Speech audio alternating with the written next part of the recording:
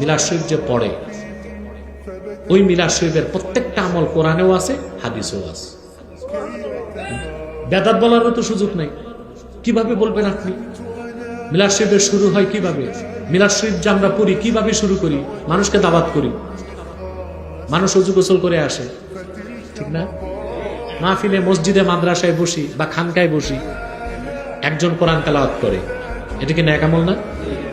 তারপরে লোকটা সবাই কিনে দরুদ সালাম করে, তারপর তাওয়াল্লুদ, আল্লাহর হাবিবের জন্ম বৃত্তান্ত পড়ে, তারপর আদবের খেয়ালে সালাম জানানোর সময় সবাই দাঁড়িয়ে যায়। এভাবেই তো আমরা মিলাদ কিয়াম করি। কোন একটা কাজ, কোন একটা আমল হারাম, শিরক, বিদআত প্রমাণ করার ক্ষমতা কোনো মৌলবীর নেই। এটা নিছক উম্মতের মধ্যে ফিতনা সৃষ্টি করার জন্যই কিছু আলেম এই কাজগুলো করে। তাহলে আল্লাহর হাবিবের মিলাদ নিয়ে কোনো প্রশ্নই চলবে না, বরং আল্লাহর হাবিবের জন্ম বৃত্তান্ত আলোচনা করা মিলাদ পড়ার চেয়ে শ্রেষ্ঠ কোনো মুস্তাহাব আমলই নাই।